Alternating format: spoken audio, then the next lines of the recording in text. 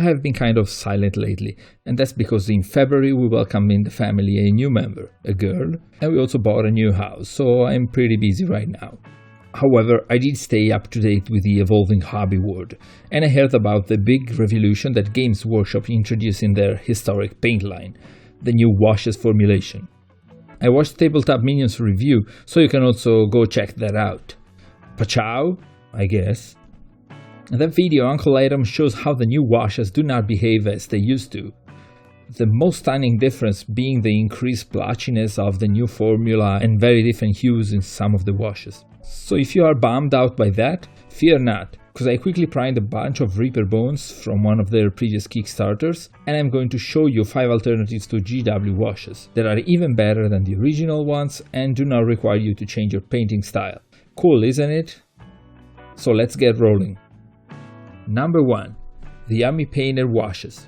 To mimic the most famous GW washes, I chose Dark Tone as a replacement for Null Oil and Soft Tone as a replacement for Agrax Earthshade. Colors are not 100% matched, but you get the idea. A couple of drops on a plastic plate and we're good to go. For a very scientific comparison, we will use black on the top and brown on the bottom. Notice the total lack of technique here. I'm just slapping the color on the model and covering all the surfaces.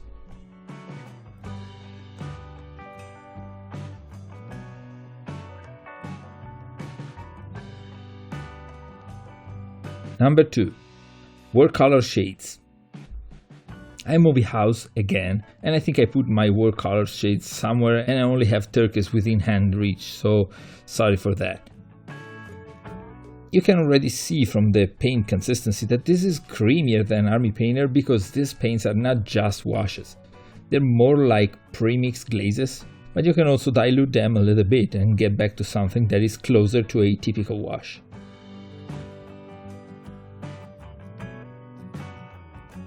Here's with a couple drops of water. You can have a wider application spectrum, and I think it's a good thing. Maybe this is not exactly for beginners, finger quotes, and slightly more of an advanced paint, but why limiting yourself? Number 3. Vallejo washer. The big pots, for dark vehicles and light colors. I know it doesn't show tremendously well on camera, but they're very liquid. Medium is clearly different from the others, and black remembers me more of an ink than a wash, but once you put it on the model, it looks like just magic. You can slap it on the model and it will self-distribute on the whole mini surface immediately. This is great for minis with lots of flat surfaces, of course.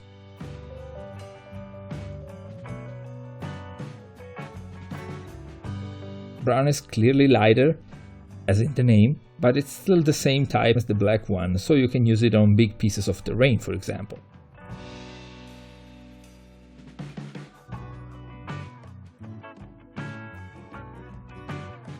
Number 4. Vallejo again. The standard dropper bottles. Bonus tip: if you get a clogged dropper bottle, do not squeeze it. You will just make it explode, trust me, I've done it many times. Use my pro tip instead, and unclog it with a piece of paper clip or a small nail or something. And voila! You can probably see that this wash is more heavily bodied and sticking more to the model. You will see how this affects the coverage.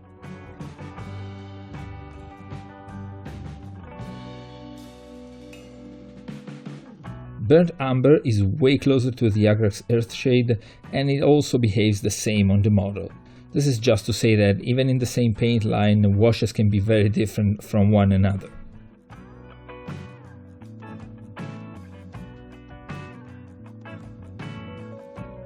Number 5. Sacred Weapon Miniatures washes. I have soft body black and algae because I don't have a brown one actually. You don't see these around too much, which is a real pity because they're great quality to me, actually. You can see that the black is very liquid, looking a lot like Vallejo wash for vehicles. So let's see how the two washes compare when dry.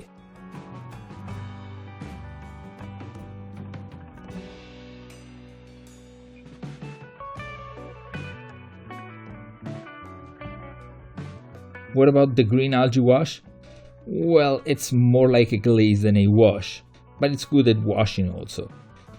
Once, pro painter Jessica Rich told me at Adapticon that this is one of her favorite colors, and I can totally understand why. The flow is amazing and the color is very unique, so I also like it a lot. Before moving on to the conclusions, I have a setup date. After recording the video, I was like, oh, my soft body black is almost empty, better go buy a new one. And long story short, I found out that Secret Weapon Miniatures is running out of business. Oh well, they ran out of business last year, August probably, but they're still selling their stuff through their website. This is very sad, because I also found out that you cannot find soft body black anywhere on the internet. No store is carrying it in the stock anymore, and it's not available on the Secret Weapon Miniatures website, so this is probably the last bottle I will ever own. Very sad. Well, you can still go buy their other paints, which are all great, and I'm using them all the time. And you can save some dropper bottles and put them in your Lost Technologies section of your hobby space.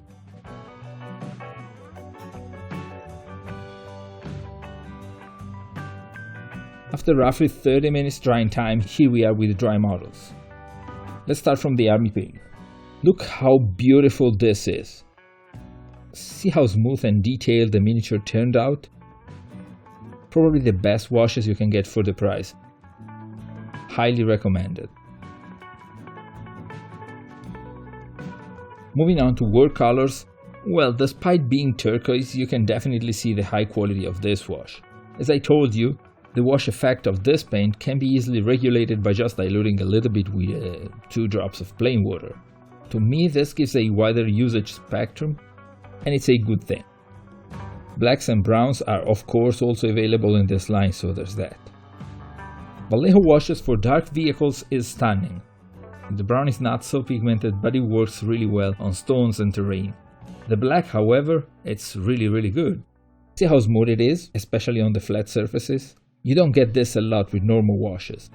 You know what I mean. They usually turn up way more splotchier, but this is smooth. Everything changes a lot when we switch to the standard Vallejo washes. The burnt umber is very smooth actually, and it has high coverage, especially if compared to the other brown one. But the black in this case is too dark and splotchy for my taste actually, and this is why I almost never use it on its own. I mean, it's good, don't get me wrong, but I never needed this kind of wash on my mini, so I either mix it with other paints or dilute it. Last, Secret Weapon Miniatures. Soft Body Black is probably the best wash in the whole set. It's still not 100% dry, but you can see how smooth this wash is. It compares well with the Vallejo wash for vehicles, and to me, it's probably even better. The smoothness of the surface and the definition in the nooks and crannies just top notch. Almost like an oil wash actually. Moving to algae, this is not the kind of color you would wash with, but it's great to just put down a quick shade over a green tone, for example. The flow of the paint is outstanding also in this case, so kudos to Secret Weapon Miniatures for the great paint line. So back to GW alternatives. I can tell you that to replace Nern Oil, both Army Painter Dark Tone and Secret Weapon Miniatures Soft Body Black can be even better than the original. For Agrax Earthshade, both Army Painter Soft Tone and Vallejo Burnt Umber will be perfect replacements. Again, maybe even better than the original one. If you want to go more down the advanced painter route, Warcolors offer this line of shades that gives a wider application spectrum, allowing you to fine-tune the effect more than the other washes you saw here. Well, Secret Weapon Miniatures also does offer a wide range of washes for the advanced modeler, so you can also try them. If you have to wash big vehicles, just get yourself a part of Vallejo wash for dark vehicles because it yields results as good as Soft Body Black, but it's very cheap if compared to that. Hope you enjoyed this comparison, and please leave your comments and questions down below, share and subscribe, and give this video a thumbs up to help the channel grow. I'll see you all next time. Thank you for watching.